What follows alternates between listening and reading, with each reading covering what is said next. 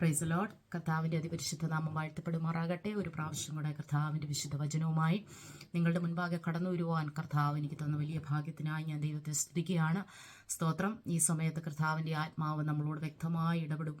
കർത്താവ് പരിശുദ്ധാത്മാവ് നമ്മളോട് വ്യക്തമായി സംസാരിക്കും. അതിനായിട്ട് ദൈവകരങ്ങളിൽ നമ്മളെ തന്നെ ഏൽപ്പിച്ചു കൊടുക്കാം. കഴിഞ്ഞ ചില ദിവസങ്ങളായി ദൈവാത്മാവ് എൻ്റെ ഉള്ളിൽ തന്ന ഒരു വചനം, എന്നോട് ചില ദിവസങ്ങളായിട്ട് ദൈവാത്മാവ് തന്ന ഒരു വചനം നിങ്ങളോട് ഷെയർ ചെയ്യുവാൻ ഞാൻ ആഗ്രഹിക്കുന്നു.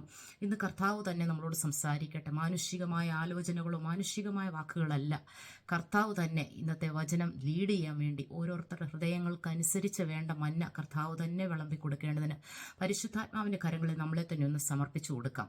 സ്തോത്രം. ദൈവത്തിൻ്റെ കരങ്ങളിൽ നമ്മുടെ ഹൃദയങ്ങളെ നമ്മളെ തന്നെ സമർപ്പിക്കുമ്പോൾ കർത്താവ് നമ്മുടെ എല്ലാവരുടെ അവസ്ഥകളെ അറിയുന്നവനാണ്. പ്രിയ ദൈവമക്കളെ, നമ്മുടെ എല്ലാ ഹൃദയത്തിൻ്റെ ആഗ്രഹങ്ങളെയും നമ്മുടെ നിലവുകളെയും നമ്മുടെ ഓരോ പരീക്ഷാ ഘട്ടങ്ങളെയും നമ്മുടെ പ്രയാസങ്ങളെയും ഒക്കെ നല്ലവണ്ണം അറിയുന്ന ദൈവത്തിൻ്റെ സന്നിധിയിലാണ് നമ്മൾ ഇന്നായിരിക്കുന്നത്. നമ്മൾ വചനം കേൾക്കുമ്പോൾ ദാഹത്തോടെ ആയിരിക്കണം. കർത്താവെ എന്നോട് സംസാരിക്കണമേ, കർത്താവെ നിന്റെ വചനത്തിലൂടെ എന്നോടൊന്ന് ഇടപെടണമേ, ആ വചനത്തിൻ്റെ ആഴങ്ങളിലേക്ക് എന്നെ ഒന്ന് ഇറക്കണേ എന്ന് പ്രാർത്ഥിച്ച് നമ്മൾ ദിവസങ്ങളിലായിരിക്കുമ്പോൾ നമ്മുടെ ഓരോരുത്തരുടെ അവസ്ഥകളെ അറിഞ്ഞ് കർത്താവിന് സംസാരിക്കാൻ കഴിയും. എത്ര ഉണ്ട് എന്നല്ല, അല്ലെ ആര് വചനം സംസാരിക്കുന്നു എന്നല്ല, പരിശുദ്ധാത്മാവിന് വ്യക്തമായി അറിയാം ആരൊക്കെയാണ് വചനം കേൾക്കുന്നതും ആർക്കൊക്കെ എന്തൊക്കെയാണ് ആവശ്യമെന്നും വ്യക്തമായി നമ്മുടെ കർത്താവിനറിയാം. അതിനനുസരിച്ച് ഓരോരുത്തർക്ക് വേണ്ടത് പകർന്നു കൊടുക്കുവാൻ ദൈവാത്മാവിൻ്റെ കരങ്ങളിൽ നമ്മളെ തന്നെ സമർപ്പിച്ചു കൊടുക്കാം. അതിനാധാരമായിട്ടൊരു വചനം ഞാനിവിടെ വായിക്കുവാൻ ആഗ്രഹിക്കുന്നു. പുറപ്പാട് പുസ്തകം 14-ാം അധ്യായം അതിൻ്റെ 15-ാം വാക്യം. പുറപ്പാട് പുസ്തകം 14-ാം അധ്യായം അതിൻ്റെ 15-ാം വാക്യം തൊട്ട് ഞാൻ വായിക്കുകയാണ്. അപ്പോൾ യഹോവ മോശയോട് അരുളി ചെയ്തത്, നീ എന്നോട് നിലവിളിക്കുന്നതെന്ത്? മുൻപോട്ട് പോകുവാൻ ഇസ്രായേൽ മക്കളോട് പറയുക. വടിയെടുത്ത് നിന്റെ കൈ കടലിന്മേൽ നീട്ടി അതിനെ വിഭാഗിക്കാം. ഇസ്രായേൽ മക്കൾ കടലിന്റെ നടുവെ ഉണങ്ങിയ നിലത്തുകൂടി കടന്നുപോകും. എന്നാൽ ഞാൻ മിസ്രയീമ്യരുടെ ഹൃദയത്തെ കഠിനമാക്കും. അവർ ഇവരുടെ പിന്നാലെ ചെല്ലും. ഞാൻ ഫറവോനിലും അവന്റെ സകല സൈന്യത്തിലും അവന്റെ രഥങ്ങളിലും കുതിരപ്പടയിലും എന്നെ തന്നെ മഹത്വപ്പെടുത്തും. സ്തോത്രം. ഈ വചനവാക്യം, ഈ വേദഭാഗം നമുക്ക് എല്ലാവർക്കും സുപരിചിതമാണല്ലേ. ഇവിടെ മോശയുടെ നേതൃത്വത്തിൽ ഇസ്രായേൽ മക്കൾ മിസ്രയീമിൽ നിന്ന് പുറപ്പെടുകയാണ്. അവരുടെ ആദ്യത്തെ പരീക്ഷാഘട്ടം ഇവിടെ കടന്നു വരികയാണ്. ഈ ഭാഗം നമ്മുടെ കുഞ്ഞുങ്ങൾക്ക് വരെ അറിയാവുന്ന ഒരു സ്റ്റോറിയാണ്, അല്ലെങ്കിൽ ഒരു ചരിത്രമാണ്. പക്ഷെ ഇവിടെ ഞാൻ ഈ ഭാഗം വായിച്ചപ്പോൾ ഇതുവരെ ഞാൻ ശ്രദ്ധിക്കാത്ത ചില ദൈവത്തിൻ്റെ പരിശുദ്ധാത്മാവ് വെളിപ്പെടുത്തിയ ചില ആലോചനകളെ ഇന്ന് നിങ്ങളുടെ മുൻപാകെ ഷെയർ ചെയ്യുവാൻ ഞാൻ ആഗ്രഹിക്കുന്നു. കർത്താവിൻ്റെ സന്നിധിയിൽ എന്നെ തന്നെ സമർപ്പിക്കുകയാണ്. നമ്മുടെ ജീവിതത്തിൽ കർത്താവ് ചെയ്യുന്ന വലിയ വിശ്വസ്തതകളും നന്മകളും എത്ര വലുതാണ്. ഹല്ലേലൂയ, സ്തോത്രം. കർത്താവിൻ്റെ കരങ്ങളിൽ ഒരു പ്രാവശ്യം കൂടെ നമ്മളെ തന്നെ സമർപ്പിക്കാം. ഇവിടെ നമ്മൾ കാണുന്നത് ഇസ്രായേൽ മക്കള്, ദൈവത്തിന്റെ ജനം, കർത്താവിന്റെ ആലോചന പ്രകാരം ദൈവത്തിന്റെ ദാസനായ മോശയുടെ നേതൃത്വത്തിൽ മിസ്രയീമിൽ നിന്ന് പുറപ്പെടുകയാണ്. അവര് വർഷങ്ങളായിട്ട് ഫറവോനും അവന്റെ ജനവും ഞെരുക്കുന്ന ആ അടിമവേലയിൽ നിന്ന് കർത്താവ് ദൈവമായ യഹോവ അവരെ വിടുവിച്ച് അത്ഭുതങ്ങളും പലവിധ അത്ഭുത കാര്യങ്ങളെ അവരെ കാണിച്ച് മോശയുടെ നേതൃത്വത്തിൽ, അല്ലെ അഹറോന്റെ കൂടെ തന്നെ കർത്താവ് തന്റെ ജനത്തെ പുറപ്പെടുവിക്കുകയാണ്. അവർ പുറപ്പെടുമ്പോൾ വളരെ സന്തോഷത്തോടെയാണ് അവർ പുറപ്പെട്ടത്. അവർക്ക് വേണ്ട എല്ലാം കർത്താവ് അവിടുത്തെ ജനങ്ങൾ നല്ല മിസ്രയീമ്യരുടെ കയ്യിൽ നിന്ന് തന്നെ അവർക്ക് ലഭിച്ച് അവരാ യാത്ര തുടരുകയാണ്. ദൈവത്തിന്റെ വചനം പറയുന്ന അവർ മിസ്രയീമ്യരെ കൊള്ളയടിച്ചു. ശരിക്കും അവരുടെ അടിമവേലയിൽ നിന്ന് അവർ പുറപ്പെടുമ്പോൾ അവർ മിസ്രയീമ്യരെ കൊള്ളയടിച്ചിട്ടാണ് അവിടെ നിന്ന് പോയത്. ഒരിക്കലും നമ്മുടെ അടിമവേലയിൽ നിന്ന്, അല്ലെ നമ്മുടെ ചങ്കലയിൽ നിന്ന് ഒരാൾ വിട്ടുപോകുമ്പോൾ നമ്മൾ ഒരിക്കലും നമ്മുടെ കാര്യങ്ങളല്ലേ, നമ്മുടെ സമ്പത്ത് അവർക്ക് കൊടുക്കത്തില്ലല്ലേ. പക്ഷെ ദൈവത്തിന്റെ ഒരു പ്രവൃത്തി, ആ ജനത്തിന്റെ ഉള്ളിൽ കർത്താവ് ഒരു ഭീതി കൊടുത്തു, ഒരു ഭയം കൊടുത്തു.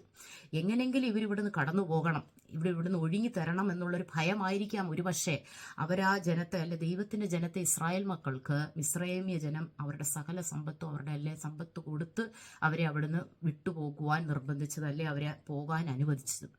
അങ്ങനെ ഇരിക്കെ അവർ വളരെ സന്തോഷത്തോടാണ് ഇസ്രായേൽ മക്കൾ മരുഭൂമിയിലേക്ക് എത്തുന്നത്. മരുഭൂമിയിൽ ചെല്ലുമ്പോൾ അവർ കാണുന്ന കാഴ്ചയാണ് മുൻപിൽ ചെങ്കടൽ വളരെ വിശാലമായിട്ട് അവരുടെ മുൻപിൽ ഇങ്ങനെ നിൽക്കുകയാണ്. അങ്ങനെ ഇരിക്കുമ്പോഴാണ് അവരുടെ പിന്നിൽ നിന്ന് അവർ സ്വരം കേൾക്കുന്ന മിസ്രയീമ്യ സൈന്യം അവരുടെ പുറകിൽ നിന്ന് കടന്നു വരികയാണ്. ഫറവോന്റെ നേതൃത്വത്തിൽ ഇസ്രായേൽ ജനത്തെ നശിപ്പിക്കുവാൻ വീണ്ടും ഫറവോൻ അവരുടെ പിന്നാലെ വരുന്നത് ഇവർ കാണുകയാണ്. അതിന്റെ മുന്നോട്ടുള്ള ഭാഗം നിങ്ങൾ വായിച്ചാൽ നിങ്ങൾക്ക് കാണാൻ സാധിക്കും, ദൈവത്തിന്റെ ജനം അവിടെ പിറുപിറുക്കാൻ തുടങ്ങി. ഇന്ന് എന്നെ കേൾക്കുന്ന പലരും ദൈവസന്നിധിയിലായിരിക്കുമ്പോൾ നമ്മുടെ മുൻപിൽ ഒരു പ്രശ്നങ്ങൾ കടന്നു വന്നാൽ നമ്മൾ ചിലപ്പോൾ ചിന്തിക്കും, കർത്താവെ ഞാൻ ഇതിൽ നിന്ന് എങ്ങനെ മുന്നോട്ട് പോകും, ഇവിടെ ഈ ജനത്തിന്റെ അവസ്ഥ ഇത് തന്നെയാണ്. മുൻപിൽ ചെങ്കടൽ, പുറകെ ഇസ്രായേൽ സൈന്യം. അവർക്ക് കടന്നു പോകുവാൻ അല്ലെ മുൻപോട്ട് പോകുവാൻ യാതൊരു വഴികളുമില്ല. പക്ഷെ നമ്മൾ ഇവിടെ കാണണമേ, ഒരു മനുഷ്യൻ ഒരു കർത്താവിൽ ആശ്രയിച്ച് ഇത്ര ലക്ഷ ജനങ്ങളെ പുറപ്പെടുവിച്ച ഒരു മനുഷ്യനെ എന്ത് ചെയ്യുക? ആ മാനസിക അവസ്ഥ നിങ്ങളൊന്ന് ആലോചിച്ച് നോക്കിയാൽ. മോശയുടെ മുൻപാകെ ഈ ജനമെല്ലാം നിലവിളിക്കുകയാണ് മോശയോട്, നീ ഞങ്ങളെ എന്തിന് ഈ മരുഭൂമിയിൽ കൊണ്ടുവന്നു?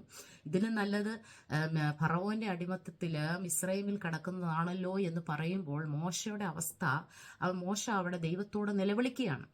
അവിടെ നിലവിളിക്കുമ്പോഴാണ് കർത്താവ് മോശയോട് പറയുന്നത്, നീ എന്നോട് നിലവിളിക്കുന്നത് എന്ത്? നിന്റെ വടിയെടുത്ത് നീ ചെങ്കടലിന് നേരെ നീട്ടുക.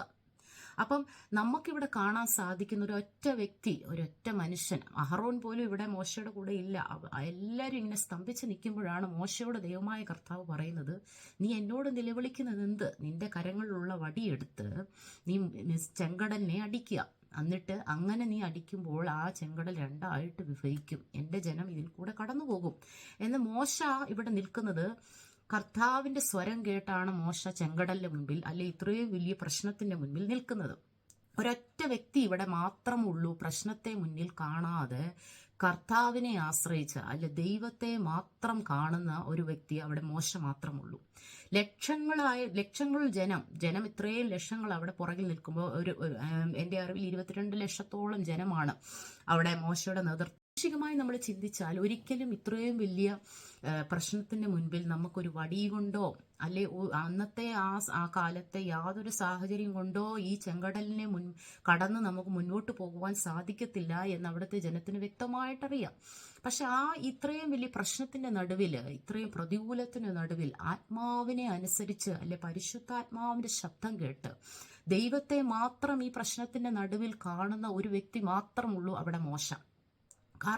അതിന്റെ കാരണം എന്താണ് പ്രിയപ്പെട്ടവർ? നിങ്ങൾ ചിന്തിച്ചിട്ടുണ്ട് എന്തുകൊണ്ട് മോശ ഇത്രയും പ്രശ്നങ്ങളുടെ നടുവിൽ ദൈവത്തെ മാത്രം കണ്ടുകൊണ്ടാണ്, അല്ലെ ദൈവത്തിന്റെ സ്വരം മാത്രം കേട്ട് അവിടെ തളടിയാകുന്നില്ല, വീണു പോകുന്നില്ല? ഈ മനുഷ്യരുടെ നിലവിളിയും മനുഷ്യന്റെ കുറ്റവും അല്ലെ മനുഷ്യൻ പറയുന്ന ആരോപണങ്ങളും കേട്ട് മോശ അവിടെ തളരുന്നില്ല. മോശ അവിടെ ദൈവത്തോട് നിലവിളിക്കുകയാണ്. നമ്മുടെ ജീവിതത്തിൽ പ്രയാസങ്ങളും പ്രശ്നങ്ങളും വരുമ്പോൾ നമ്മൾ ആരോടാണ് നിലവിളിക്കുന്നത്? നമ്മുടെ ജീവിതത്തിലെ നിങ്ങൾ പറയും, സിസ്റ്ററെ ഞങ്ങളുടെ ജീവിതത്തിലെ പ്രയാസങ്ങളൊന്നും സിസ്റ്ററിന് അറിയത്തില്ല. സത്യമാണ്. ഒരുപാട് പ്രയാസങ്ങൾ അല്ലെ ഒരുപാട് പ്രശ്നങ്ങൾ ഇന്ന് നിങ്ങളുടെ ജീവിതത്തിൽ കാണാം. ആരോടും പറയാൻ കഴിയാതെ വണ്ണം, അല്ലെ നാളത്തെ ദിവസം എങ്ങനെ ഞാൻ കാണും, നാളത്തെ ദിവസത്തെ ഞാൻ എങ്ങനെ അഭിമുഖീകരിക്കുമെന്ന് പറഞ്ഞ് നിൽക്കുന്ന അനേക വ്യക്തി ജീവിതങ്ങൾ നമ്മുടെ മുൻപിലുണ്ട്. പക്ഷേ ഇന്ന് നിങ്ങളോട് ഞാൻ വചനത്തിലൂടെ പറയാൻ ആഗ്രഹിക്കുന്ന ഒരു കാര്യമേ ഉള്ളൂ. നമ്മുടെയൊക്കെ പ്രശ്നത്തിന്റെ മുന്നിൽ എത്ര വലിയ പ്രശ്നങ്ങളായിക്കോട്ടെ, അല്ലെ എത്ര വലിയ ചെങ്കടല്ല നിങ്ങളുടെ മുൻപിൽ നിൽക്കുന്നതായിക്കോട്ടെ, പക്ഷേ അതിന്റെ മുൻപിൽ നിങ്ങൾ ആത്മാവിനെ അനുസരിച്ച് ദൈവത്തെ മാത്രം കണ്ടുകൊണ്ട് നിങ്ങൾ മുന്നോട്ട് പോവുകയാണെങ്കിൽ നിങ്ങളുടെ ഏത് പ്രശ്നത്തിന്റെ നടുവിലും കർത്താവിന് പ്രവർത്തിക്കാൻ സാധിക്കും. പലപ്പോഴും നമ്മൾ പ്രശ്നങ്ങൾ വരുമ്പോൾ, പ്രതികൂലങ്ങൾ വരുമ്പോൾ നമ്മൾ മനുഷ്യരിൽ ആശ്രയിക്കാറുണ്ട്, അല്ലേ?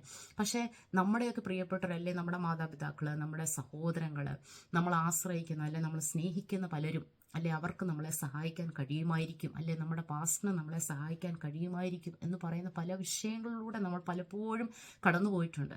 പക്ഷെ നിങ്ങളൊന്ന് ആലോചിക്കണമേ, ഈ ദൈവമക്കളും അല്ലെ ഈ മനുഷ്യർക്കും ചെയ്യാൻ പറ്റുന്നതിലൊക്കെ പരിമിതികളുണ്ട്. മനുഷ്യനെ സഹായിക്കാനൊക്കെ പരിമിതികളുണ്ട്. ഒരുപക്ഷെ ഈ മനുഷ്യർ പോലും ഉള്ളിൽ ഭാരപ്പെട്ടിരിക്കുന്ന പല ഞെരുക്കങ്ങളും പ്രയാസങ്ങളും അവരുടെ ജീവിതത്തിൽ കാണും. അവരെങ്ങനെ മുന്നോട്ട് പോകുമെന്ന് പറഞ്ഞായിരിക്കും ഒരുപക്ഷെ അവർ നിൽക്കുന്നത്. ഇന്ന് ഞാൻ നിങ്ങളോട് പറയാൻ ആഗ്രഹിക്കുന്ന, നിങ്ങളുടെ പ്രശ്നത്തിന്റെ നടുവിൽ അല്ലെ നിങ്ങൾ ഇന്ന് അഭിമുഖീകരിക്കുന്ന ഏത് ചെങ്കടലിന്റെ മുന്നിലും നിങ്ങൾ ദൈവത്തെ ഒന്ന് മുന്നിൽ നിർത്തി, അല്ലെ ഈ ദൈവത്തോട് നിങ്ങൾ നിലവിളിക്കുകയാണെങ്കിൽ കർത്താവിന്റെ ആത്മാവിനെ നിങ്ങൾ ഏത് പ്രതികൂലത്തിൽ നിന്ന് പുറത്തു കൊണ്ടുവരുവാൻ, അല്ലെ അതിൽ കൂടി ഒരു വഴി ഉണ്ടാക്കി കർത്താവിന് കൊണ്ടുവരുവാൻ തീർച്ചയായിട്ടും സാധിക്കും ദൈവമക്കൾ. ഇവിടെ മോശയോട് കർത്താവ് പറയുകയാണ്, മോശയെ നീ എന്നോട് നിലവിളിക്കുന്ന എന്തുകൊണ്ടാണ് നീ എന്നോട് നിലവിളിക്കുന്നത്? നിന്റെ കയ്യിൽ ഒരു വടിയുണ്ട് മോശെ, നിന്റെ കയ്യിലുള്ള ആ വടി നീ ഉപയോഗിക്കണം. നമ്മളൊക്കെയും കർത്താവിനെ അറിഞ്ഞ നാളിൽ നമ്മളൊരു പുതിയ സൃഷ്ടിയായി മാറി. അങ്ങനല്ലേ ദൈവത്തിന്റെ വചനം നമ്മളോട് പറയുന്നു. നമ്മൾ ദൈവത്തിന്റെ മക്കളായി തീർന്ന നാളിൽ നമ്മളൊരു കാര്യം മനസ്സിലാക്കണം, നമ്മുടെ ജീവിതത്തിൽ ഒരു പരിമിതികളുമില്ല. നമുക്ക് ദൈവത്തിൽ ഒരു ലിമിറ്റേഷൻസും ഇല്ല. നമ്മുടെ ഭൗമികമായി നമ്മൾ ആത്മാവിൽ അന്ന് തൊട്ട് ജീവിക്കുകയാണ്. ആത്മാവിനെ അനുസരിച്ച് അല്ലെ പരിശുദ്ധാത്മാവിനെ ആശ്രയിച്ച് ജീവിക്കാനാണ് കർത്താവ് നമ്മളെ ഈ കൃപയിലേക്ക് കൊണ്ടുവന്നത്. അങ്ങനെ നമ്മൾ ജീവിക്കുകയാണെങ്കിൽ ഈ ലോകപ്രകാരമുള്ള മനുഷ്യന്റെ നിയന്ത്രണങ്ങൾ നമുക്കില്ല. നമുക്ക് ഒരു ലിമിറ്റേഷൻസും ക്രിസ്തുവിലില്ല.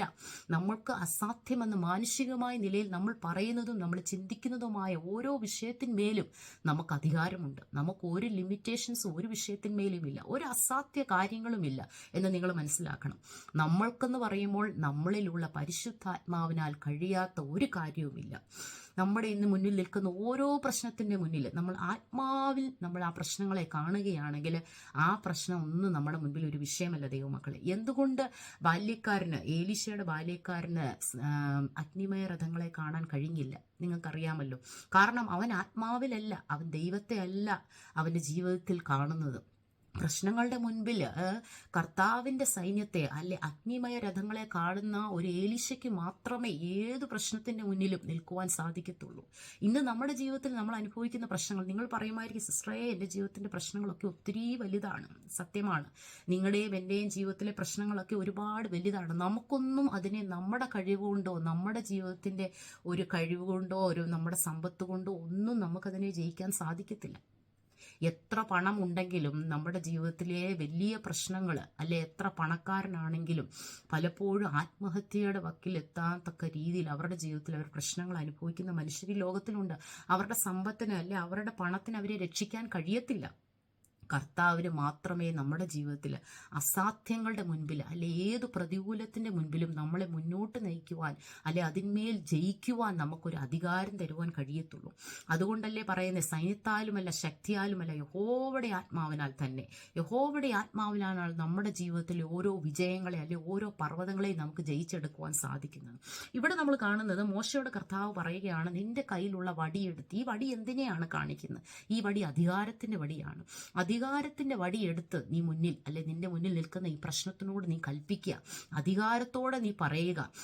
നിന്നിൽ ഞാൻ പകർന്നിരിക്കുന്ന പരിശുദ്ധാത്മാവിൻ്റെ അധികാരത്തോടെ നീ സംസാരിക്കുക. നിന്റെ മുൻപിലുള്ള മലകളോട് നീങ്ങിപ്പോകുവാൻ നീ പറയുക. അങ്ങനെ നീ പറയുമ്പോൾ, ആ അധികാരം യൂസ് ചെയ്യുമ്പോൾ, ആത്മാവിൻ്റെ അധികാരത്തെ നീ യൂസ് ചെയ്യുമ്പോൾ, നിന്റെ കാഴ്ചപ്പാട് മാറുമ്പോൾ, നിന്റെ വിശ്വാസത്തിൻ്റെ അളവിനും വ്യത്യാസം വരുമ്പോൾ, നിനക്ക് ഒരു ലിമിറ്റേഷൻസും ഇല്ല എന്ന് നീ മനസ്സിലാക്കുമ്പോൾ, ആത്മാവിൽ അതിനെ ഗ്രഹിക്കുമ്പോൾ നീ മറ്റു മനുഷ്യരുടെ മുമ്പിൽ സഹായത്തിന് പോകത്തില്ല. നിന്റെ പാസ്റ്റിനോട് നീ നിലവിളിക്കത്തില്ല. അല്ലെ മറ്റു ജനങ്ങളോട്, നിന്റെ സഹോദരങ്ങളോട് നീ ആശ്രയിക്കുന്ന പല മനുഷ്യരുടെ മുമ്പിൽ നീ പിന്നെയും കടന്നു പോകത്തില്ലെന്നാണ് ദൈവത്തിന്റെ വചനം ഇവിടെ പറയുന്നത്. അപ്പൊ മോശയോട് കർത്താവ് പറയുന്നത്, നിന്റെ കയ്യിലുള്ള അധികാരത്തിന്റെ വടിയെ നീ ഉപയോഗിക്കുക. നിന്റെ മുൻപിലുള്ള ചെങ്കടലിനെ വിഭാഗിക്കുക. അത് കഴിഞ്ഞിട്ട് അവിടെ പറയുകയാണ്, എന്നാൽ ഞാൻ മിസ്രൈമ്യരുടെ ഹൃദയത്തെ കഠിനമാക്കും. പലപ്പോഴും ഈ ഒരു വാക്ക് നമ്മൾ വിട്ടുപോകുന്നുണ്ട് അല്ലേ. ഫറവോന്റെ ഹൃദയത്തെ കർത്താവ് പിന്നെയും കഠിനമാക്കുകയാണ്. 10 ബാധകൾ ദൈവമായ കർത്താവ് മോശയിലൂടെ മിസ്രൈം ദേശത്ത് അയച്ചിട്ടും ഓരോ ബാധ കഴിയും തോറും ഫറവോന്റെ ഹൃദയം പിന്നെയും കഠിനമാകുക. നിങ്ങൾ ചിന്തിച്ചിട്ടുണ്ടോ എന്തുകൊണ്ടാണ് പിന്നെയും ഫറവോന്റെ ഹൃദയം കർത്താവ് കഠിനമാക്കുന്നത്? കർത്താവ് വ്യക്തമായി പറയുന്നുണ്ട്, ഞാൻ അവന്റെ ഹൃദയത്തെ കഠിനമാക്കും. അപ്പൊ ദൈവം തന്നെയാണ് ഫറവോന്റെ ഹൃദയത്തെ കഠിനമാക്കുന്നത്. അല്ലെ ഒരുപക്ഷെ നമുക്ക് പറയാം, ഫറവോൻ പിന്നെയും ദൈവത്തോട് പാപം ചെയ്യാൻ അല്ലെ ദൈവത്തിന്റെ ജനത്തെ വിട്ടയക്കാതിരിക്കുവാൻ കർത്താവ് തന്നെയാണ് അവനെ അതിലേക്ക് നയിക്കുന്നത്. എന്തുകൊണ്ടാണ് കർത്താവ് അത് ചെയ്തത്? നമ്മുടെ മുൻപിലുള്ള ശത്രു, ഒരുപക്ഷെ നിങ്ങളൊക്കെ ചിന്തിക്കും, കർത്താവെ എൻ്റെ ജീവിതത്തിൽ ഈ പ്രശ്നങ്ങൾ ഒന്ന് മാറുമ്പോൾ അടുത്ത പ്രശ്നം അല്ലേ.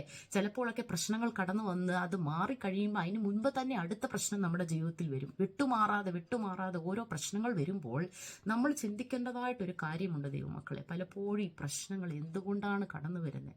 ഈ പ്രശ്നങ്ങളുടെ നാമം മഹത്വപ്പെടുവാൻ, ദൈവത്തിന്റെ നാമം ഉയരുവാനാണ് ഈ പ്രശ്നങ്ങൾ നമ്മുടെ ജീവിതത്തിൽ അടിക്കടി കടന്നു വരുന്നത്. എൻ്റെ ജീവിതത്തിൽ അങ്ങനെ എനിക്ക് പറയാൻ സാധിക്കും ദൈവമക്കളെ. പലപ്പോഴും നിസ്സഹായ അവസ്ഥയിൽ ഞാൻ എൻ്റെ ജീവിതത്തിൽ ദൈവത്തോട് നിലവിളിച്ചിട്ടുണ്ട്, കർത്താവെ ഞാൻ എന്ത് ചെയ്യും? അങ്ങനെ ഒത്തിരി സാഹചര്യങ്ങളിൽ ഞാൻ ദൈവത്തിൻ്റെ മുൻപാകെ വീണിട്ടുണ്ട്. ഒരു പാ പോലും വിരിക്കാൻ നിൽക്കാതെ അടുത്ത നിമിഷത്തിൽ എനിക്ക് മുന്നോട്ട് നീങ്ങുവാൻ സാധ്യതയില്ലാത്ത സമയത്ത് ഞാൻ ദൈവസന്നിധിയിൽ വീണിട്ടുണ്ട്. കർത്താവെ എനിക്ക് മുന്നോട്ട് പോകുവാൻ കഴിയത്തില്ല. പക്ഷെ അവിടെയൊക്കെയും കർത്താവിനെ പഠിപ്പിച്ച കാര്യം, ആത്മാവിനെ അനുസരിച്ച് അല്ലെ നമ്മുടെ പ്രശ്നങ്ങളുടെ നടുവിൽ, നമ്മുടെ പ്രശ്നങ്ങളുടെ മുൻപിൽ നമ്മൾ ആ പ്രശ്നത്തെ വലുതാക്കി കാണാതെ ദൈവത്തെ വലുതായി കാണുമ്പോൾ നമ്മുടെ ആ പ്രശ്നങ്ങളൊന്നുമില്ല ദൈവമക്കളെ. ഇവിടെ മോശ അത് തന്നെയാണ് ചെയ്തത്. അവന്റെ പ്രശ്നം വലിയ പ്രശ്നമാണ്. ഇത്രയും വലിയ ജനത്തെ ഈ ചെങ്കടലിന് മുൻപിൽ കൊണ്ടു നിർത്തുമ്പോൾ ചെങ്കടൽ അവനൊരു വിഷയമേ അല്ല മോശയ്ക്ക്. മോശയ്ക്ക് ചെങ്കടലല്ല അവൻ്റെ കാഴ്ചയുടെ മുൻപിൽ. മോശയ്ക്ക് ദൈവം മാത്രമാണ് അവൻ്റെ കാഴ്ചയുടെ മുമ്പിൽ, അല്ലെ മോശയുടെ മുമ്പിൽ ദൈവത്തിൻ്റെ വാഴ്ത്തത്വവും ദൈവം പറഞ്ഞ വാക്ക് മാത്രമാണ് മോശയുടെ മുന്നിൽ നിൽക്കുന്നത്. ജീവിതത്തിൻ്റെ പല സാഹചര്യങ്ങളും നിങ്ങൾക്ക് ലഭിച്ച പല വാഴ്ത്തത്വങ്ങൾ, കർത്താവ് നിങ്ങളോട് പറഞ്ഞ പല വാക്കുകളും വചനങ്ങളും നിങ്ങളുടെ ഉള്ളിൽ നിങ്ങളെപ്പോഴും ഉരുവിടണം. പ്രശ്നങ്ങളെ കാണുമ്പോൾ അല്ലെ അതിൻ്റെ നെഗറ്റീവായിട്ട് ഈ വാഴ്ത്തത്വങ്ങൾക്ക് വിരോധമായിട്ട് നിങ്ങളുടെ ജീവിതത്തിൽ കടന്നു വരുന്ന ഓരോ സാഹചര്യങ്ങളിലും നിങ്ങൾ പറയണം, നിങ്ങൾ ആ വാഴ്ത്തത്വത്തെ ഓർക്കണം. അല്ല, എൻ്റെ കർത്താവ് എന്നോട് പറഞ്ഞത് ഇങ്ങനെയല്ല, കർത്താവ് എന്നോട് ചെയ്ത വാഴ്ത്തത്വം ഇങ്ങനെയല്ല. ആ പ്രശ്നത്തിൻ്റെ മുൻപിൽ നിങ്ങൾ ദൈവത്തെ മുൻനിർത്തി വെക്കുമ്പോൾ ആ പ്രശ്നങ്ങൾ താനേ നിങ്ങളുടെ മുൻപിൽ നിന്ന് മാറും. ആ പ്രശ്നത്തിൻ്റെ നടുവിൽ കൂടെ തന്നെ കർത്താവ് നിങ്ങൾക്ക് വേണ്ടി വഴിയൊരുക്കും. അവിടെ അത് തന്നെയാണ് കർത്താവ് ചെയ്തത്.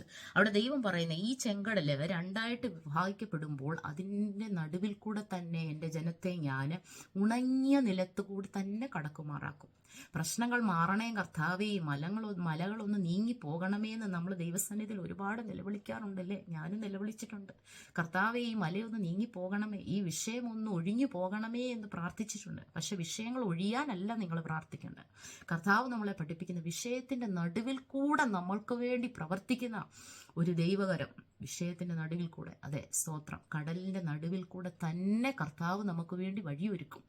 ആ വഴി ഒരുക്കുന്ന സമയത്താണ് ദൈവത്തിൻ്റെ പ്രവൃത്തി നമുക്ക് ആഴമായി മനസ്സിലാക്കുവാൻ കഴിയുന്നത്. ദാവീദ് 23-ാം സങ്കീർത്തനത്തിൽ പറഞ്ഞു, കർത്താവേ, കൂരിരുൾ താഴ്വരയിൽ കൂടെ ഞാൻ നടന്നു പോയാലും, കൂരിരുൾ താഴ്വരയിൽ കൂടെ നടന്നു പോയാലല്ലേ അവിടെ ദൈവത്തിന്റെ പ്രവൃത്തി ഉണ്ടെന്ന് മനസ്സിലാക്കാൻ കഴിയുന്നത്. എപ്പോഴും സന്തോഷമല്ലേ, എപ്പോഴും വഴി ആനന്ദമൊക്കെ ഉണ്ടെങ്കിൽ എങ്ങനെയാ നമുക്ക് ദൈവപ്രവൃത്തി നമുക്ക് മനസ്സിലാക്കാൻ കഴിയുന്നത്? കൂരിരുൾ താഴ്വരയിൽ കൂടെ കടന്നുപോയ ദിനങ്ങൾ നിങ്ങൾക്കില്ലേ? കണ്ണുനീരിന്റെ ദിനങ്ങളിൽ കൂടെ നിങ്ങൾ പോയ ദിവസങ്ങളും യാമങ്ങളും ഒക്കെ ഇല്ലേ?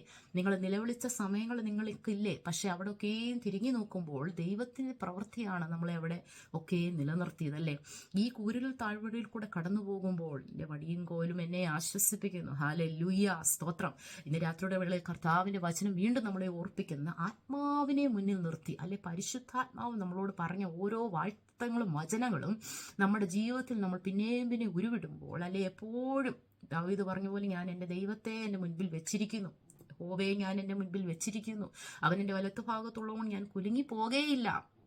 വലത്തു ഭാഗത്തുള്ളത് കൊണ്ട് മാത്രമാണ് നമ്മൾ കുലുങ്ങി പോകാതിരിക്കുന്നത്. ആ കർത്താവിൻ്റെ വാഴ്ത്തത്വങ്ങളെ, ആ വചനങ്ങളെ ഇന്ന് നമ്മുടെ ജീവിതത്തിൽ ഒരു പ്രാവശ്യം കൂടെ നമുക്കൊന്ന് മുറുകെ പിടിക്കാൻ ദൈവമക്കളെ, സ്തോത്രം. അവിടെ നമുക്ക് കാണുന്നത്, നമ്മൾ അതിൻ്റെ 19-ാം വാക്യം നിങ്ങളൊന്ന് വായിച്ചാൽ, അനന്തരം ഇസ്രായേലിയരുടെ സൈന്യത്തിന് മുൻപായി നടന്ന ദൈവദൂതൻ അവിടെ നിന്ന് മാറി അവരുടെ പിന്നാലെ നടന്നു. സ്തോത്രം. അപ്പൊ ഇസ്രായേൽ മക്കളുടെ മുൻപിൽ ആര് നടക്കുന്നുണ്ടായിരുന്നു? ദൈവത്തിന്റെ ദൂതൻ നടക്കുന്നുണ്ടായിരുന്നു. നമ്മുടെ പ്രശ്നങ്ങളുടെ മുൻപിൽ നമുക്ക് പക്ഷെ കാണാൻ കഴിയത്തില്ല. നമ്മുടെയൊക്കെയും പ്രശ്നങ്ങളുടെ മുൻപിൽ, നമ്മുടെ ജീവിതത്തിന് മുൻപിൽ കർത്താവിന്റെ ആത്മാവിന്റെ സാന്നിധ്യം മുൻപിലുണ്ട്. പക്ഷെ അവിടെ നമുക്ക് കാണുന്നത്, ആ ദൂതൻ മുൻപിൽ നിന്ന് മാറി പുറകോട്ട് വന്നു. അതെന്താ? എന്നെ പുറകോട്ട് പോയത്? പിന്നിൽ വന്നത് എന്തുകൊണ്ടാണ്? കാരണം ചെങ്കടലിൽ വിഭജിക്കപ്പെടുമ്പോൾ മുന്നിൽ ദൈവജനം കടന്നു പോകുമ്പോൾ മുന്നിലല്ല ഇനി ശത്രു ഉള്ളത്. ശത്രു ഇനി പിന്നിൽ നിന്നാണ് കടന്നു വരുന്നത്. ഫറവോനും അവന്റെ സൈന്യവും പിൻപിൽ നിന്ന് കടന്നു വരികയാണ്.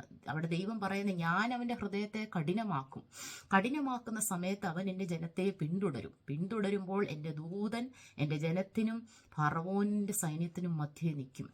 അവിടെ നിങ്ങൾ 20 തൊട്ട് താഴോട്ട് വായിക്കുവാണെങ്കിൽ, 25 വരെ വായിക്കുവാണെങ്കിൽ അവിടെ എഴുതിയിരിക്കുന്ന ഇപ്രകാരമാണ്: ഈ ദൂതൻ കർത്താവിന്റെ ജനത്തിന്റെയും ഫറവോന്റെ സൈന്യത്തിന്റെയും ജനത്തിന്റെ നടുവിൽ നിൽക്കുകയാണ്. ദൈവത്തിന്റെ പരിശുദ്ധാത്മാവിന്റെ മേഘവും ആ സാന്നിധ്യവും മുൻപിൽ നിന്ന് മാറി പുറകോട്ട് വന്നു. അതായത് ദൈവജനത്തിന്റെ പുറകോട്ട് അവർക്കൊരു പ്രൊട്ടക്ഷനായിട്ട് നിൽക്കുകയാണ്.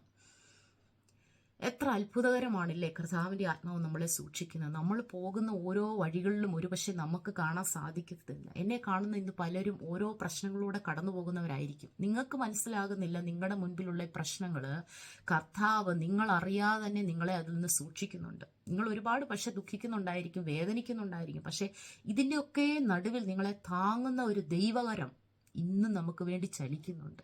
ആ ദൂതൻ പുറകെ മാറുന്നത് എന്തിനാണെന്ന് ചോദിച്ചാൽ, ഈ സൈന്യത്തിൽ നിന്ന്, ഫറവോന്റെ സൈന്യത്തിൽ നിന്ന് ദൈവത്തിന്റെ ജനത്തെ പ്രൊട്ടക്റ്റ് ചെയ്യുവാൻ, തൊടാതിരിക്കാൻ, എൻ്റെ ജനത്തെ ഈ ശത്രു തൊടാതിരിക്കാനാണ് ദൈവത്തിന്റെ സാന്നിധ്യം പുറകിൽ വന്ന് അവരെ സൂക്ഷിക്കുന്നത്.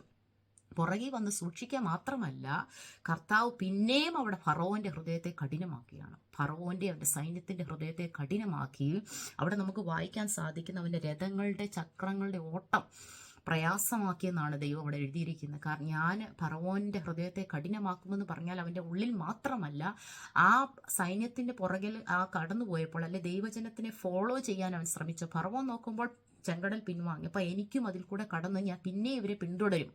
ആ ഒരു അവന്റെ മനസ്സിൽ കടന്നു വന്ന ആ ഒരു ആലോചന ആരാ കൊടുത്ത എത്രയും കഠിനമാക്കിയത്?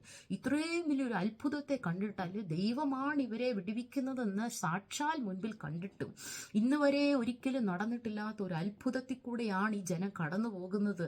അല്ലെ ഈ ജനത്തെ അവരുടെ ദൈവം തന്നെയാണ് രക്ഷിക്കുന്നതെന്ന് മനസ്സിലാക്കിയിട്ട് പോലും ഫറവോന്റെ ഹൃദയത്തെ ദൈവം അവിടെ കഠിനമാക്കുകയാണ്.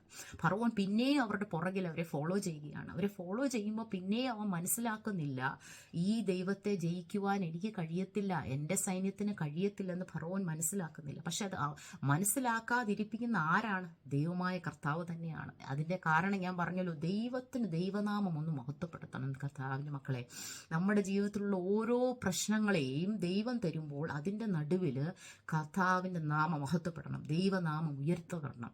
നമുക്ക് ഓരോ രോഗങ്ങളും പ്രയാസങ്ങളും ഞെരുക്കങ്ങളും കഷ്ടതകളും നമ്മളൊക്കെ ഓരോ നേരിടുന്ന ഓരോ പ്രശ്നങ്ങളും പ്രതികൂലത്തിൻ്റെ നടുവിലൊക്കെയും പിന്നെയും നമ്മളെ തുടർന്ന് വരുന്ന ഓരോ വിഷയങ്ങളുടെ നടുവിൽ ദൈവത്തിൻ്റെ നാമം ഉയർത്തപ്പെടണം. അതാണ് ദൈവനാമം ഉയർത്തപ്പെടണം. അല്ലെ ദൈവത്തിൻ്റെ ഉദ്ദേശം എന്ന് പറഞ്ഞാണ് അതാണ്. അവിടെ നമ്മൾ കാണുന്നത്, ഉണങ്ങിയ നിലത്ത് കൂടെ എനിക്കും കടന്നു പോകാം, അല്ലെ ഈ ജനത്തെ ഞാൻ തകർക്കുമെന്ന് പറഞ്ഞ് ഫറവോനും അവൻ്റെ സൈന്യവും പുറകെ പോവുകയാണ്.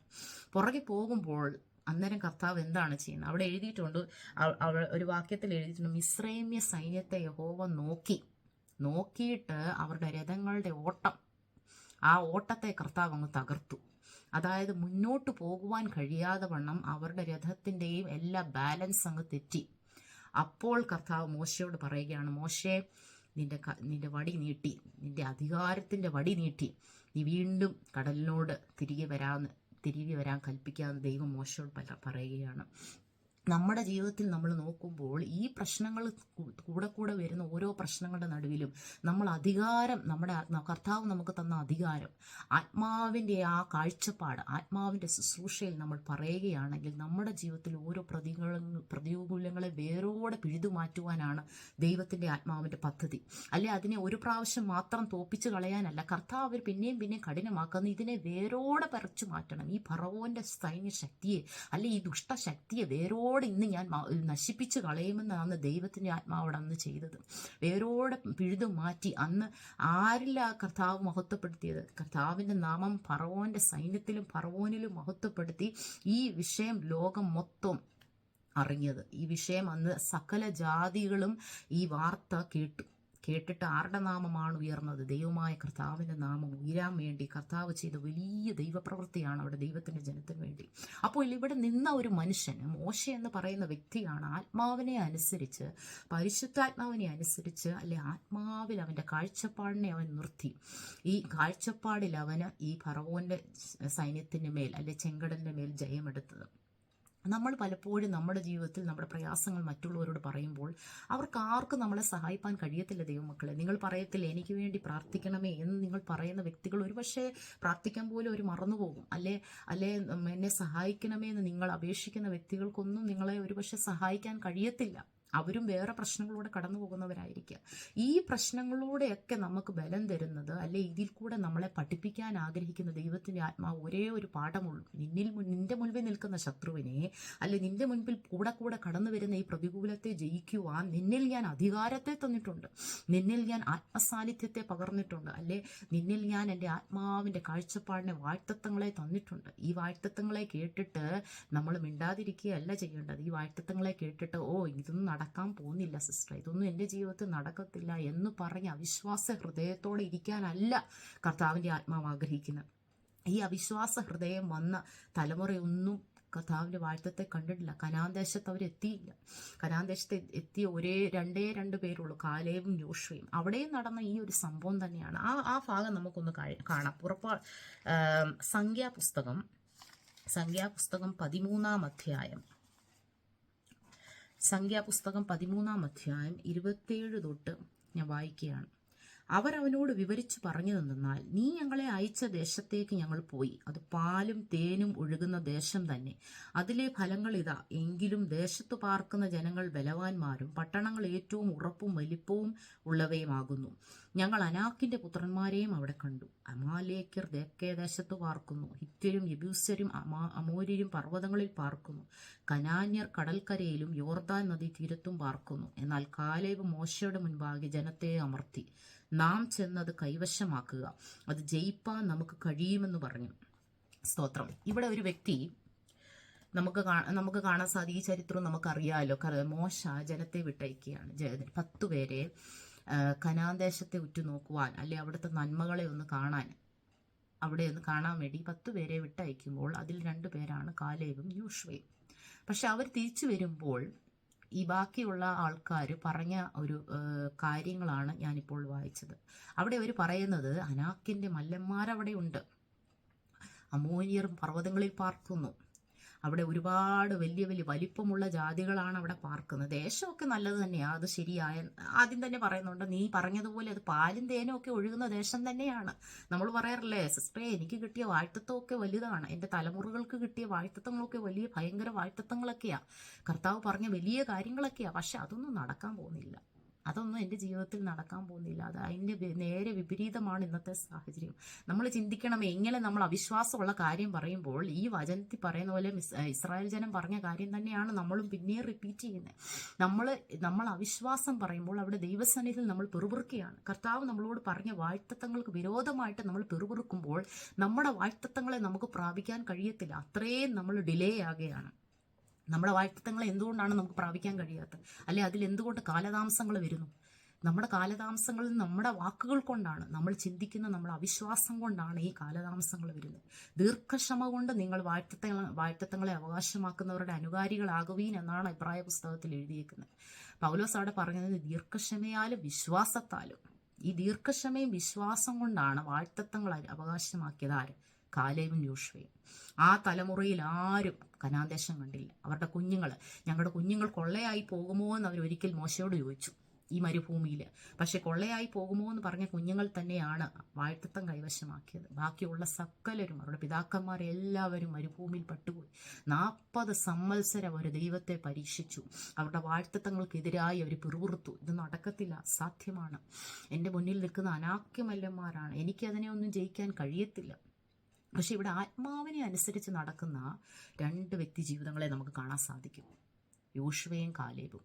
യോശുവയും കാലേബും അവിടെ ജനത്തെ അമർത്തുകയാണ്. അല്ലെ ഈ പറഞ്ഞ കാര്യങ്ങളെ ഇത്രയും അവർ ബാക്കിയുള്ള ഇസ്രായേൽ ജനത്തെ എല്ലാം അവരുടെ അവിശ്വാസം കൊണ്ട് അവരെ നിറച്ചു. അവിശ്വാസത്തിന്റെ വാക്കുകൾ പറഞ്ഞ് അവർ ബാക്കിയുള്ള ജനത്തിന്റെ വിശ്വാസം കൂടെ അവർ നഷ്ടപ്പെടുത്തി കളഞ്ഞു. പക്ഷേ അവിടെ കാലേബ് എഴുന്നേറ്റ് പറയുകയാണ്, നാം ആ ദേശം ചെന്ന് കൈവശമാക്കി എടുക്കും, അല്ലെ നാം ചെന്ന് കൈവശമാക്കി എടുക്കുക എന്നാണ് അവിടെ കാലേബ് പറയുന്നത്. ആ വിശ്വാസം, ആ ധൈര്യം നിങ്ങളൊന്ന് ആലോചിച്ച് നോക്കി. അവൻ ആത്മാവിനെ അനുസരിച്ച് നടക്കുന്ന വ്യക്തിയായിരുന്നു. പരിശുദ്ധാത്മാവിനെ അനുസരിച്ച്, അല്ലെ ആ കാഴ്ചപ്പാടിൽ അവൻ മുന്നോട്ട് പോകുന്ന വ്യക്തി ആയതുകൊണ്ടാണ് കാലേബിന് അത് പറയാൻ സാധിച്ചത്. നാം അത് അവകാശമാക്കി എടുക്കണം, നമുക്ക് കർത്താവ് അത് തരും എന്ന് നമ്മൾ പറയണം. നമ്മുടെ വാഴ്ത്തത്വങ്ങളെയും, കർത്താവ് നമ്മളോട് പറഞ്ഞ ഓരോ വാഴ്ത്തത്വങ്ങളെയും നമ്മൾ എപ്പോഴും പറയണം. എപ്പോഴും അത് കർത്താവ് നമുക്ക് തരും, നമുക്ക് സാധ്യമാണ്. മാനുഷികമായ സാഹചര്യങ്ങൾ ഒന്നും നമുക്ക് അതൊന്നും, ഞാൻ പറഞ്ഞല്ലോ നേരത്തെ, അതൊന്നും നമ്മുടെ ലിമിറ്റേഷൻസേ അല്ല. നമ്മൾ കർത്താവിനെ അനുസരിച്ച് കർത്താവിന് വേണ്ടി വേർതിരിക്കപ്പെട്ട ദൈവമക്കളാണോ, നമുക്ക് വേണ്ടി കർത്താവാണ് പ്രവർത്തിക്കുന്നത്. നമ്മുടെ അസാധ്യതകളൊന്നും നമ്മുടെ മുൻപിൽ ഒരു വിഷയമല്ല ദൈവമക്കളെ. ഇതെൻ്റെ എക്സ്പീരിയൻസിൽ കൂടെ തന്നെയാണ് ഞാൻ നിങ്ങളോട് പറയുന്നത് കേട്ടോ. ഇതെനിക്ക് അനുഭവമില്ലാതെ ഞാൻ വചനം മാത്രമല്ല പറയുന്നത്, എൻ്റെ അനുഭവം കൂടെയാണ് നിങ്ങളോട് പറയുന്നത്. എൻ്റെ ജീവിതത്തിൽ അസാധ്യമായിരുന്ന പല വിഷയങ്ങൾ, പല കാര്യങ്ങൾ ഒരിക്കലും നടക്കാൻ പറ്റത്തില്ല എന്ന് എനിക്ക് മാത്രമല്ല മറ്റുള്ളവർക്കും കൂടെ ഒരിക്കലും കേട്ടാൽ പരിഹസിക്കത്തക്ക രീതിയിലുള്ള കാര്യങ്ങളാണ് കർത്താവ് എൻ്റെ ജീവിതത്തിൽ ചെയ്തത്. അതുകൊണ്ട് അതൊന്നും മാനുഷിക ബലം കൊണ്ടോ എൻ്റെ ബുദ്ധി കൊണ്ടോ എൻ്റെ കഴിവുകൊണ്ടോ നടന്നതല്ല, കർത്താവ് ചെയ്തതാണ്. കർത്താവിൻ്റെ വിശ്വസ്തതയാണ്. അതിൻ്റെ ഒരു ഉദാഹരണം ഞാൻ പറഞ്ഞ, എൻ്റെ മൂത്ത പൈതൽ ഒരു അപകടം വന്ന് അവന് വെറും 1.5 വയസ്സുള്ളപ്പോൾ മാത്രം അവന് പൊള്ളലേറ്റ് അവനെ ആശുപത്രി കൊണ്ടുപോയപ്പോൾ അവിടെ മെഡിക്കൽ കോളേജിൽ കൊണ്ടുപോയിക്കോ, ഞങ്ങൾക്കൊന്നും പറയാനില്ല, ഞങ്ങൾക്കിവിടെ പറ്റത്തില്ല, ഞങ്ങൾ ഒഴിഞ്ഞു എന്ന് പറഞ്ഞ് ഒഴിഞ്ഞതാണ് എൻ്റെ പൈതലിനെ. കാരണം അത്രയും 3rd ഡിഗ്രി ബേൺ അവൻ്റെ ദേഹം മൊത്തവും ഒരു വലിയൊരു അപകടം അവൻ്റെ ജീവിതത്തിൽ നടന്നപ്പം ഞാൻ കർത്താവിനോട് ഞാൻ ചോദിച്ച കാര്യമാണ്, കർത്താവെ എൻ്റെ പൈതലിനെ നീയാണ് എനിക്ക് തന്നത്, എൻ്റെ വാഴ്ത്തത്വമാണ് എൻ്റെ കുഞ്ഞ്. ആ കുഞ്ഞിനെ നശിപ്പിക്കുവാൻ ഒരു ശക്തിക്കും സാധ്യമല്ല. ഇന്ന് ഹോസ്പിറ്റൽ എന്നോട് പറയുകയാണ്, ഈ ഹോസ്പിറ്റലുകാർ എന്നോട് പറയുകയാണ്, നിന്നെ രക്ഷിക്കാൻ ബുദ്ധിമുട്ടാണ്, നിങ്ങൾ മെഡിക്കൽ കോളേജിൽ കൊണ്ടുപോയിക്കോളാം. പക്ഷേ ആ ഒരു നിമിഷം, ആ ഒരു രാത്രി എനിക്ക് ഒരിക്കലും മറക്കുവാൻ എൻ്റെ ജീവിതത്തിൽ സാധ്യമല്ല. കർത്താവ് എൻ്റെ ജീവിതത്തിൽ പറഞ്ഞ വാക്ക് അവൻ നിവർത്തിച്ചു. വിശ്വസ്തനായ ദൈവത്തിൻ്റെ ഈ നീതിയെയാണ് ഞാൻ നിങ്ങളോട് പറയുന്നത്. എൻ്റെ എക്സ്പീരിയൻസ് ആണ് ഞാൻ പറയുന്നത്. കർത്താവ് എൻ്റെ പൈതലിനെ പൂർണ്ണമായി വിടുവിച്ച്, ഒരിക്കലും മാനുഷിക കരങ്ങളല്ല അവനെ രക്ഷിച്ചത്. അവൻ്റെ സ്കിൻ കഴിഞ്ഞ് അവൻ്റെ ഓർഗൻസ് വരെ അവിടെ വരെ ആ ബേൺ എത്തി. ഒരുപാട് പ്രയാസങ്ങളിലൂടെ എൻ്റെ കുഞ്ഞ് കടന്നുപോയെങ്കിലും കർത്താവ് ഇന്ന് അവനെ സൗഖ്യത്തോടെ ആരോഗ്യത്തോടെ എൻ്റെ ദൈവം എൻ്റെ കരങ്ങളിൽ തന്നു. ആ ദൈവത്തിൻ്റെ വിശ്വസ്തതയാണ് ഞാൻ നിങ്ങളോട് പറയുന്നത്. നമ്മുടെ ജീവിതത്തിൽ കർത്താവ് ഒരു വാഴ്ത്തത്വം തന്നിട്ടുണ്ടെങ്കിൽ അതിനെ നശിപ്പിക്കുവാൻ ആർക്കും സാധിക്കത്തില്ല. ഒരു പിശാചിനും ആ വാഴ്ത്തത്വം നശിപ്പിക്കുവാൻ സാധിക്കത്തില്ല. നിങ്ങൾക്ക് മാത്രമേ അത് കഴിയത്തുള്ളൂ. നിങ്ങൾക്കും എനിക്കും മാത്രം നമ്മുടെ വാഴ്ത്തത്വങ്ങളെ നശിപ്പിക്കുവാൻ കഴിയത്തുള്ളൂ. അതെങ്ങനെയാ സിസ്റ്ററെ നമുക്ക് നശിപ്പിക്കാൻ കഴിയുന്നത്? നമ്മുടെ അവിശ്വാസം കൊണ്ട്, നമ്മുടെ സംശയം കൊണ്ട്, അല്ലെ നമ്മുടെ പിറുപിറുപ്പ് കൊണ്ടാണ് നമ്മുടെ വാഴ്ത്തത്വങ്ങൾ നശിച്ചു പോകുന്നത്, അല്ലെങ്കിൽ ഡിലേ ആയി പോകുന്നത്. ആ പ്രവാചകൻ വന്ന് പറഞ്ഞായിരുന്നു സിസ്റ്റർ, അല്ലെ ആ പ്രവാചകൻ എന്നോട് പറഞ്ഞായിരുന്നു, കർത്താവിൻ്റെ വാഴ്ത്തത്വമായിരുന്നു, പക്ഷെ ഒന്നും നടന്നില്ല. എന്തുകൊണ്ടാണ് നടക്കാത്തത്? എന്തുകൊണ്ടാണ് വാഴ്ത്തത്വങ്ങൾക്ക് കാലതാമസം വരുന്നത്?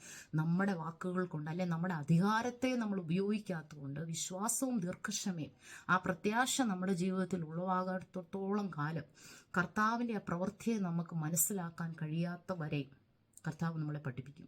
നമ്മുടെ വാഴ്ത്തത്വങ്ങളെ നമ്മുടെ കരങ്ങളിൽ തിരുത്തില്ല. കാരണം അത് പ്രാപിക്കുവാനുള്ള യോഗ്യത എന്ന് പറഞ്ഞാൽ നമ്മൾ ദൈവത്തെ വ്യക്തമായി മനസ്സിലാക്കണം. ഇവിടെ കാലേബും ജോഷുവയും, ദൈവം കാലേബിനെ കുറിച്ച് എന്താ പറയുന്നത്? അവൻ വേറൊരു സ്വഭാവമുള്ള മനുഷ്യനാണ്.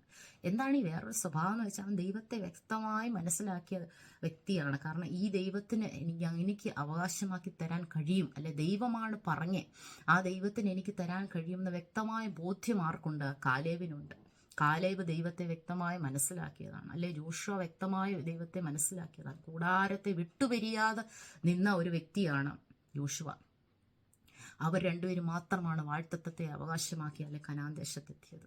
അതിൻ്റെ താഴോട്ട് നിങ്ങൾ വായിച്ചാൽ അതിൻ്റെ 33-ാം വാക്യത്തിൽ ഇങ്ങനെ എഴുതിയിരിക്കുന്നു, അവിടെ ഞങ്ങൾ മല്ലന്മാരുടെ സന്തതികളായ അനാക്യ മല്ലന്മാരെയും കണ്ടു. ഞങ്ങൾക്ക് തന്നെ ഞങ്ങൾ വെട്ടുക്കിളികളെ പോലെ തോന്നി, അവരുടെ കാഴ്ചയ്ക്കും ഞങ്ങൾ അങ്ങനെ തന്നെയായിരുന്നു.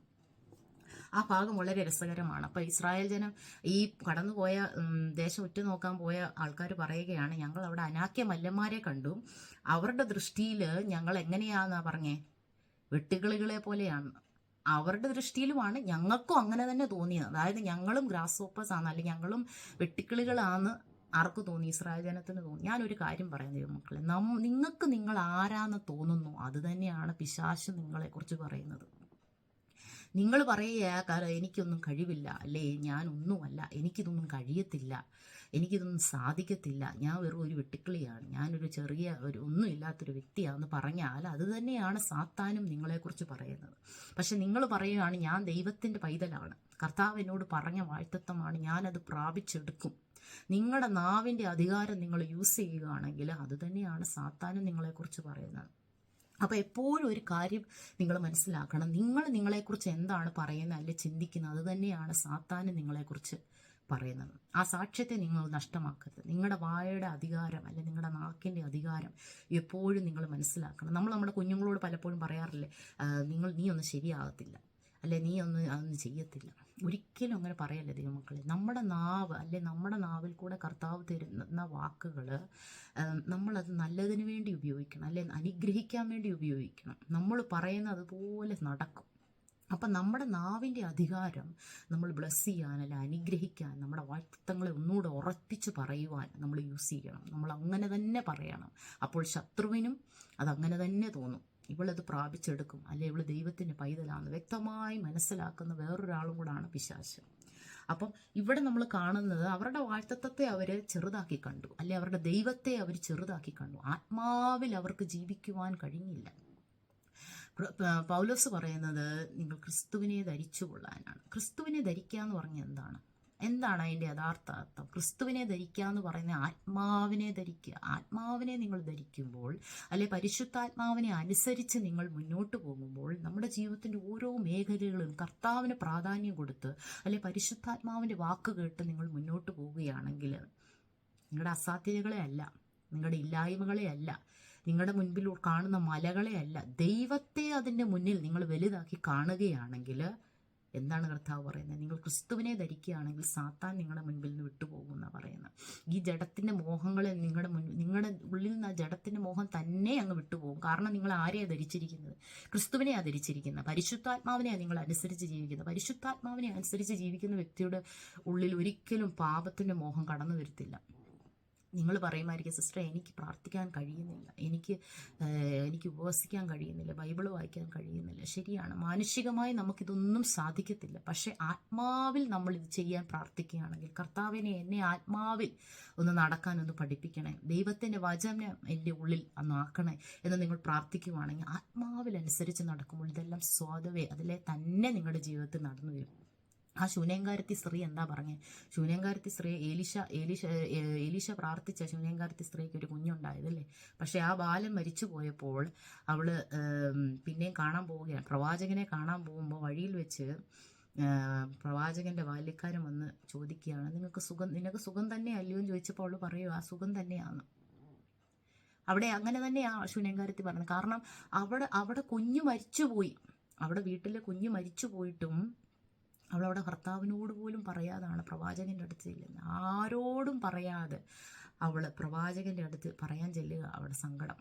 അപ്പം ബാല്യക്കാരനോട് പോലും പറഞ്ഞില്ല. സുഖം തന്നെയോ എന്ന് ചോദിച്ചപ്പോൾ എല്ലാ സുഖമാണെന്നാണ് പറഞ്ഞു. എങ്ങനെ പറയാൻ സാധിക്കും ആ സ്ത്രീക്ക്? അങ്ങനെ അവിടെ പൈതൽ മരിച്ച് വീട്ടിൽ കിടക്കുക, പക്ഷെ അവൾ പറയുക എല്ലാം സുഖമാണ്. അപ്പം പറയേണ്ടവരോട് മാത്രം നമ്മുടെ കാര്യം പറയണം.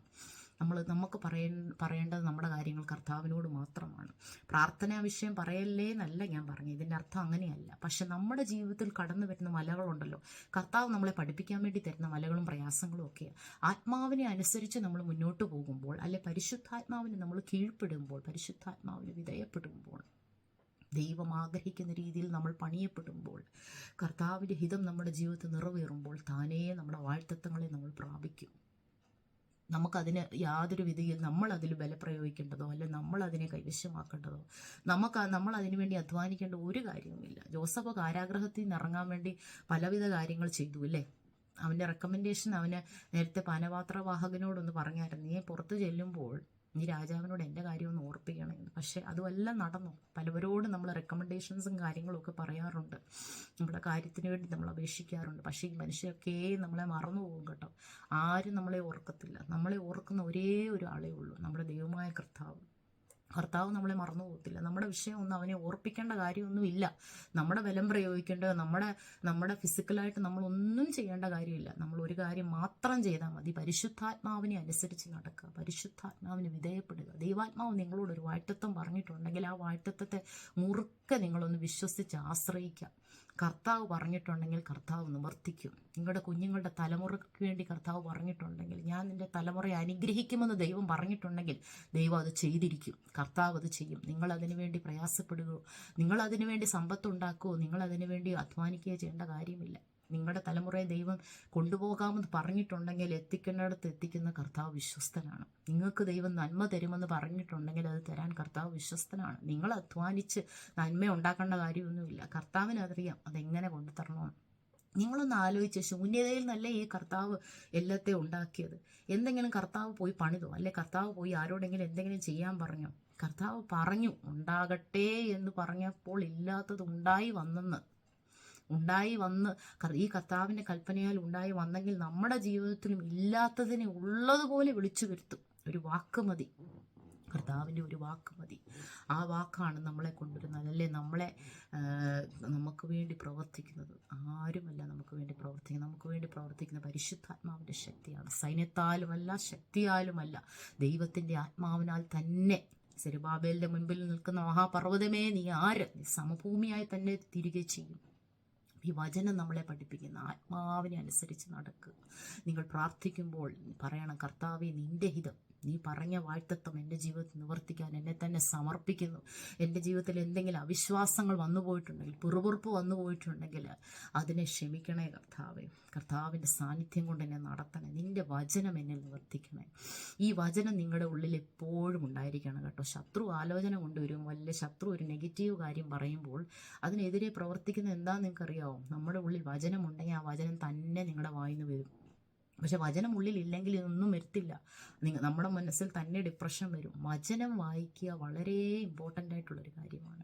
വചനത്തിൻ്റെ പ്രാധാന്യം നമ്മുടെ ജീവിതത്തിൽ ശത്രുവിനോട് എതിർത്ത് നിൽക്കുന്ന ആത്മാവിൻ്റെ വാളെന്ന് പറയുന്ന ഈ വചനമാണ്. ഈ വചനമാണ് നമ്മളെ പൊരുതി നിർത്തുന്നത്, നമുക്ക് വേണ്ടി ഫൈറ്റ് ചെയ്യുന്നത്. ശത്രു ഒരു കാര്യം ഈ ചെവിയിൽ പറയുമ്പോൾ വചനമാണ് ഉള്ളിൽ നിന്ന് കടന്നു വരുന്നത്. നിങ്ങളുടെ ഉള്ളിൽ നിന്ന് ജീവജലത്തിൻ്റെ നദികൾ ഒഴുകുമെന്ന് പറഞ്ഞാൽ ഒരു നദി വചനമാണ്. ഈ വചനം നിങ്ങളുടെ ഉള്ളിൽ നിന്ന് ഒഴുകുമ്പോൾ ശത്രുവിന് അതിന് മുമ്പ് നിൽക്കാൻ സാധിക്കത്തില്ല. വചനത്തിൻ്റെ ശക്തിയുടെ മുമ്പിൽ പിശാച് പോലും നിൽക്കാൻ പറ്റിയിട്ടില്ല. കർത്താവിനെ പരീക്ഷിക്കാൻ വന്നപ്പോൾ കർത്താവ് വചനമല്ലേ പറഞ്ഞത്. അപ്പോൾ ശത്രുവിന് പോലും ഈ വചനത്തിന് മുമ്പ് നിൽക്കാൻ പറ്റത്തില്ല. അപ്പം നമ്മൾ ഈ വചനം ഒന്ന് ഉപയോഗിച്ചാൽ, ആത്മാവിൻ്റെ ആയുധത്തിൽ നമ്മളൊന്ന് ഉപയോഗിച്ചാൽ, ഒരു ശത്രുവിന് നമ്മുടെ മനസ്സിലോ നമ്മുടെ ഹൃദയത്തിലോ നമ്മൾക്ക് വിഷാദം വരുത്തുവാനോ തളർത്തിക്കളയുവാനോ നമ്മളെ താഴെയിടാനോ പറ്റത്തില്ല ദൈവമക്കളെ. ഈ വചനം നിങ്ങളെല്ലാവരെയും സഹായിക്കട്ടെ. ആത്മാവിനെ അനുസരിച്ച് നടക്കുവാൻ ദൈവമായ കർത്താവ് നിങ്ങൾക്ക് എല്ലാവർക്കും ധൈര്യം തരട്ടെ. ഒരു കാര്യം മാത്രം ഞാൻ പറയാം. ഗിൽഗാൽ എന്ന് പറയുന്ന സ്ഥലത്താണ് ജോഷുവ ജനത്തെ നയിച്ച് കൊണ്ടുവന്നത്. അവർ കനാൻ ദേശം കൈവശമാക്കാൻ പോയപ്പോൾ അതിൻ്റെ ഒരു ഭാഗമായിട്ട്, അല്ലെ അതിനെ കടക്കേണ്ടതിന് മുൻപ്, കനാൻ ദേശത്ത് എത്തുന്നതിന് മുൻപ് കർത്താവ് അവരോട് പറഞ്ഞ വാഴ്ത്തത്വം പ്രാപിക്കുന്നതിന് മുൻപ് ഗിൽഗാൽ ഒരു ഭാഗമായിരുന്നു. അവർ ജയിക്കേണ്ട ഒരു രാജ്യമായിരുന്നു ഗിൽഗാൽ. പക്ഷെ ഗിൽഗാലി വന്നപ്പോൾ കർത്താവ് അവർക്ക് കൊടുത്ത മന്നയുണ്ടല്ലോ, 40 വർഷം അവരെ പോറ്റിയ മന്ന ഗിൽഗാലിൽ ചെന്ന് നിന്നുപോയി. അവിടെ എന്താണ് അത് കാണിക്കുന്നത്? ഗിൽഗാലിൽ അവരുടെ മേഘസ്തംഭവും അഗ്നിത്തൂണും ഒക്കെ മാറിപ്പോയി. അതെന്താണ് അങ്ങനെ മാറിപ്പോയത്? കർത്താവിൽ ആശ്രയിച്ച് നമ്മൾ വാഴ്ത്തത്വങ്ങളെ പ്രാപിക്കുന്ന ഒരവസ്ഥയാണ് ഗിൽഗാൽ കാണിക്കുന്നത്. ഗിൽഗാലിൽ നമ്മുടെ മന്ന നിന്നു പോകും. കർത്താവ് നമുക്ക് തന്നുകൊണ്ടിരിക്കുന്ന മന്ന ഒരു പക്ഷെ നിന്നു പോയെന്ന് വരാം. നമുക്ക് കർത്താവ് തരുന്ന എല്ലാ സൗകര്യങ്ങളും അനുഗ്രഹങ്ങളും ഇത്ര നാളും കിട്ടിക്കൊണ്ടിരുന്ന എല്ലാം നിന്നുപോയെന്ന് വരാം. നമ്മുടെ മേഘസ്തംഭവും അഗ്നിത്തൂണും ഒക്കെ മാറിപ്പോയെന്ന് വരാം. പക്ഷേ ഗിൽഗാൽ നമ്മളെ പഠിപ്പിക്കുന്ന വിശ്വാസം കൊണ്ട് ആത്മാവിനെ അനുസരിച്ച് ഗിൽഗാലിൽ നമ്മൾ ചെന്ന് പ്രാപിക്കുന്ന അവസ്ഥ, അല്ലെങ്കിൽ നമ്മൾ കൈവശമാക്കാനാണ് കർത്താവ് നമ്മളെ പഠിപ്പിക്കുന്ന സ്ഥലമാണ് ഗിൽഗാൽ. ഇന്നൊരു പക്ഷേ നിങ്ങളുടെ ജീവിതത്തിൽ അങ്ങനെ ഒരു അവസ്ഥയിൽ കൂടെ ആണ് നിങ്ങൾ കടന്നു പോകുന്നതെങ്കിൽ നിങ്ങൾ വിചാരിച്ചോണം കർത്താവ് നിങ്ങളെ പഠിപ്പിക്കുകയാണ് ഒരു ഗിൽഗാലിൻ്റെ അവസ്ഥ. കർത്താവ് നിങ്ങളെ ജയിക്കുവാൻ വേണ്ടി, കനാൻ ദേശം നിങ്ങളുടെ അവകാശം, നിങ്ങളുടെ അനുഗ്രഹം പ്രാപിക്കുവാൻ വേണ്ടി, അതിനെ കൈവശമാക്കി എടുക്കുവാൻ വേണ്ടി കർത്താവ് നിങ്ങളെ അതിനായി ട്രെയിൻ ചെയ്യുകയാണ്. കർത്താവ് നിങ്ങളെ അത് അഭ്യസിപ്പിക്കുകയാണ്. അപ്പോൾ ഗിൽഗാലിൻ്റെ അവസ്ഥ നമ്മുടെ എല്ലാവരുടെയും ജീവിതത്തിൽ കടന്നു വരട്ടെ എന്നാണ് ഞാൻ പ്രാർത്ഥിക്കുന്നത്. കാരണം അങ്ങനെ കടന്നു പോയാലേ നമ്മൾ ആത്മാവിനെ അനുസരിച്ച് ജീവിക്കത്തുള്ളൂ, നമ്മുടെ വാഴ്ത്തത്വങ്ങളെ നമ്മൾ കൈവശമാക്കത്തുള്ളൂ. എന്നും പാല് മാത്രം കുടിച്ചുകൊണ്ടിരുന്നാൽ നമ്മൾ എങ്ങനെയാണ് വളരുന്നത്? കർത്താവ് നമ്മളെ വളർത്തുക, കർത്താവ് നമ്മളെ പഠിപ്പിക്കുക, ട്രെയിൻ ചെയ്യുകയാണ്. നമ്മൾ തന്നെ വാഴ്ത്തത്വങ്ങളെ എങ്ങനെ കൈവശമാക്കി എടുക്കണം, കനാൻ ദേശം അവകാശമാക്കി എടുക്കണമെങ്കിൽ നമ്മൾ ആത്മാവിൽ മെച്യൂറാകണം. ആ മെച്യൂരിറ്റിയിലേക്ക് നമ്മളെ കൊണ്ടുവരുന്ന ഒരവസ്ഥയാണ് ഈ ഗിൽഗാലിൻ്റെ അവസ്ഥ. അതുകൊണ്ട് നിരാശപ്പെട്ടു പോകരുത്, തളർന്നു പോകരുത്. കർത്താവ് നമ്മളെ ചിലതൊക്കെ പഠിപ്പിക്കുക ദൈവമക്കളെ. ഈ ദൈവാത്മാവിനെ മാത്രം അനുസരിച്ച്, കർത്താവിനെ മാത്രം കീഴ്പ്പെട്ട് നിങ്ങളുടെ വിശ്വാസം മുറുകെ പിടിച്ചുകൊണ്ട് നിങ്ങൾ മുന്നോട്ട് പോകുക. ദൈവമായ കർത്താവ് നിങ്ങളെല്ലാവരെയും സഹായിക്കട്ടെ. സ്തോത്രം.